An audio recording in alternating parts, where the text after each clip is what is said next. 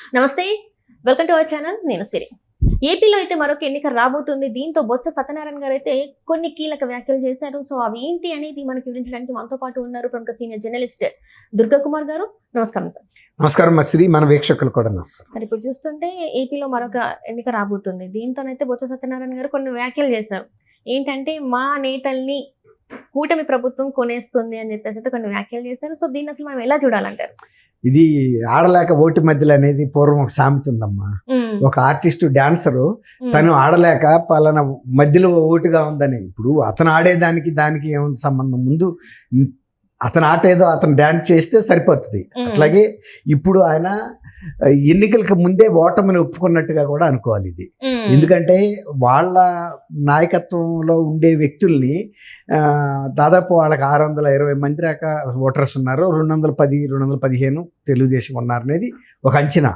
వాళ్ళ ఓటర్స్ని తెలుగుదేశం కొనేస్తుంది అంటే వాళ్ళు ఏమైనా అమ్ముడుపోయే వస్తువులా? అంటే దాన్ని బట్టి ఏమర్థం అవుతుందంటే ఇక ఈయనకి గెలుపు మీద విశ్వాసం లేదని.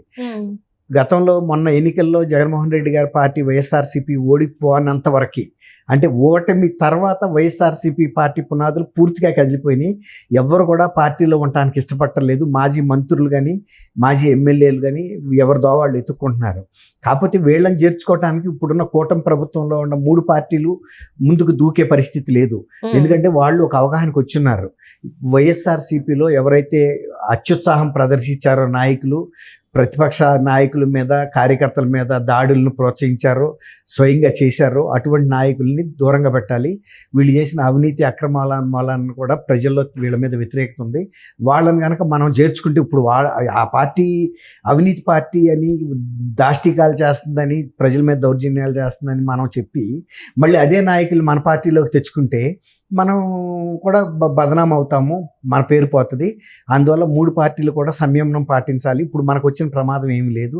వాళ్ళు జారటం వలన మన బలం పెరగదు, ఇంకా ప్రతిష్ట పోయి అప్రతిష్ట పాలవుతాము.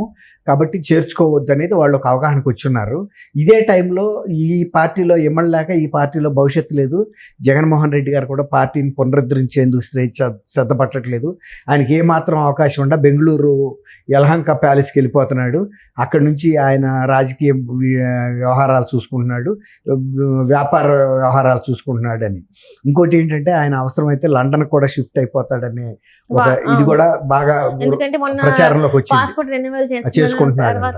అవును, సరే, వెళ్ళిపోవటానికి పెద్ద విషయం ఏం లేదు. కాకపోతే ఆయన మీద ఇక్కడ ఇన్ని కేసులు ఉన్నప్పుడు ఆయన్ని అబ్రాడ్ వెళ్ళి ఉండటానికి పర్మిషన్ ఇస్తారైతే అనుకోము, పర్మనెంట్ రెసిడెన్సీగా.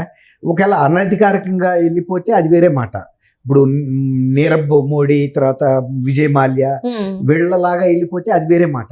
కానీ ఈయన కేవలం ఫక్తు వ్యాపారవేత్త కాదు, ఒకసారి ముఖ్యమంత్రిగా కూడా చేశాడు, 2 సార్లు పార్లమెంట్ సభ్యుడిగా చేశాడు, శాసనసభ్యుడిగా చేసిన చరిత్ర ఉంది. కాబట్టి అందులో ఒక రాజకీయ కుటుంబం నుంచి వచ్చున్నాడు. కాబట్టి ఆయన పారిపోయి అక్కడ ఉంటాడని అయితే నేను అనుకోను. అక్కడికి వెళ్ళినా కూడా రెడ్ కార్నర్ నోటీస్ ఇచ్చి దీని ద్వారా ఇంటర్నేషనల్ ఏజెన్సీస్ ద్వారా తెప్పించవచ్చు. కాబట్టి అందులో ఈయన మీద ఉన్న కేసులు కూడా చాలా పెద్ద కేసెస్. ఇప్పుడు కనుక ఆయన ఫిజికల్గా రాకపోతే ఈ జప్తులో ఉన్న ఆస్తులు మొత్తాన్ని ప్రభుత్వం వేలం వేసి అది ప్రభుత్వ ఖజానా కూడా వేసేసుకోవచ్చు. అంతకుముందు మనకి చూసాము, అతను బొంబాయి డాన్ దావూద్ ఇబ్రాహిం ఆస్తులు కూడా బొంబాయిలో చేశారు. కాబట్టి అటువంటి పరిస్థితి కూడా ఉంటుంది. అందులో ఇప్పుడు సెంట్రల్ గవర్నమెంట్లో కూడా మోడీ గారు ఉన్నప్పటికీ గతంలో జగన్మోహన్ రెడ్డి గారికి ఉన్నంత సాన్నిహిత్యం ఇప్పుడు వాళ్ళిద్దరి మధ్యలో లేదు. అది కూటమిలో భాగస్వామిగా ఉంది. రెండోది, ఇప్పుడు జగన్మోహన్ రెడ్డి గారు ప్రజల్లో ఎప్పుడైతే మద్దతు కోల్పోయాడని వాళ్ళ కేంద్ర ఇంటెలిజెన్స్ నిఘా వర్గాల ద్వారా తెలిసిందో వాళ్ళు ఈ పార్టీని దూరంగా పెట్టారు. ఎందుకంటే దాని నష్టాన్ని మనం కూడా సవి చూడాల్సి వస్తుంది. అందువల్లనే ఇప్పుడు వైఎస్ఆర్సీపీ టీడీపీ కూటమిలోకి వచ్చిన తర్వాత బీజేపీ కూడా సీట్లు పెరిగినాయి, అసెంబ్లీలోనూ పెరిగినాయి, పార్లమెంట్లోనూ పెరిగినాయి. ఈ పరిస్థితుల్లో జగన్మోహన్ రెడ్డి గారి పరిస్థితి గతంలో లాగా నల్లేరు మీద నడకలాగా ఉంటుందని అయితే మనం అనుకోలేము. ఈ ఎప్పుడైతే పార్టీ మీద ఆయన గ్రిప్పు పోయిందో ఈ వైజాగ్లో ఎన్నికకి సంబంధించిన జీవీఎంసీ సభ్యులు కానీ నర్సీపట్నం తర్వాత ఇంకొక మున్సిపాలిటీ కూడా ఉంది విశాఖపట్నం జిల్లాలో, ఆ కౌన్సిలర్లు కానీ ఈ రేపు స్థానిక సంస్థల ఎమ్మెల్సీ నియోజకవర్గ సభ్యుల్లో చాలామంది వాళ్ళ పార్టీ ధిక్కారానికి వాళ్ళు ఎప్పుడైతే టీడీపీ అధికారంలో ఉందో అధికారం వైపు మొగ్గు చూపుతున్నారు. విశాఖ కౌన్సిలర్లు టీడీపీలో చేరిన సంఘటన కూడా మనం చూసాం.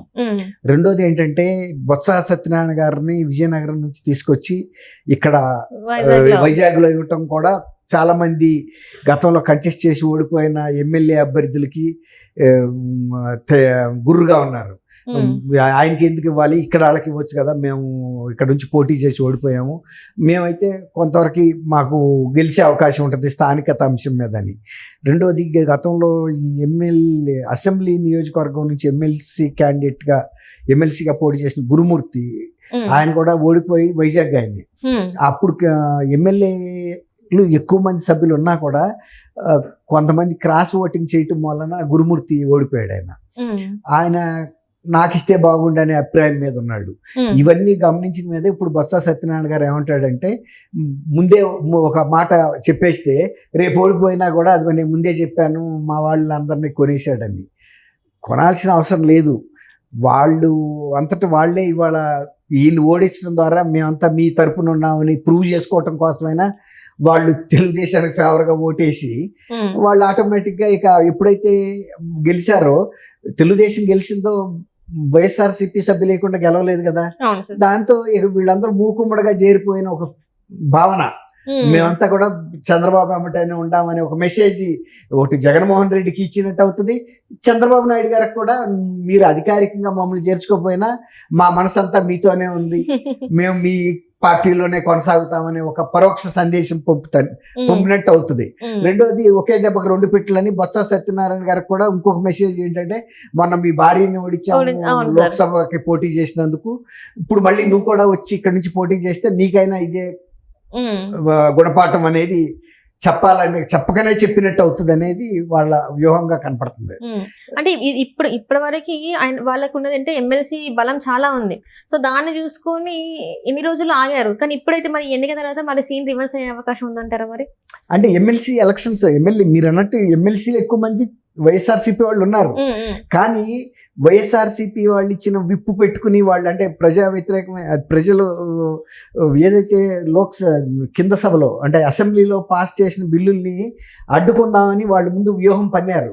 కానీ తెలుగుదేశం కూడా అంతకన్నా అడ్వాన్స్డ్ వ్యూహం ఏం చేసిందంటే, ఒకవేళ కనుక మేము కింద అసెంబ్లీలో పాస్ చేసిన బిల్లులు కనుక మీరు కౌన్సిల్లో ఆపితే మీరు కౌన్సిల్ రద్దు చేయమని మీ పార్టీయే రాసింది కేంద్రానికి, ఆ లెటర్ కేంద్రంలో ఉంది, మేము దాన్ని యాక్టివేట్ చేసి మీ కౌన్సిల్ ని రద్దు చేయించేస్తాం, సో మీరందరూ కూడా మూకుమ్మడిగా డిస్క్వాలిఫై అయిపోతారు, మీ పదవులు పోతాయి అని ఒక బెదిరింపు పెట్టింది.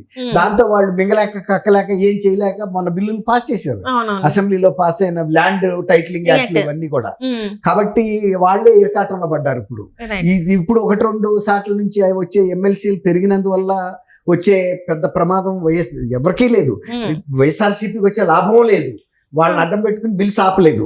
అట్లా అని బిల్స్ ఆపలేని పరిస్థితిలో మొత్తం పూర్తి సభ్యులు వైఎస్ఆర్సీపీ వాళ్ళు ఉన్నా కూడా వీళ్ళు భయపడాల్సిన పని లేదు, వీళ్ళ దగ్గర వజ్రాయుధం ఉంది, కౌన్సిల్ రద్దు చేయమని మీ పార్టీ పెట్టింది కదా, ఆ లెటర్ని మేము చేయమని చెబుతాము.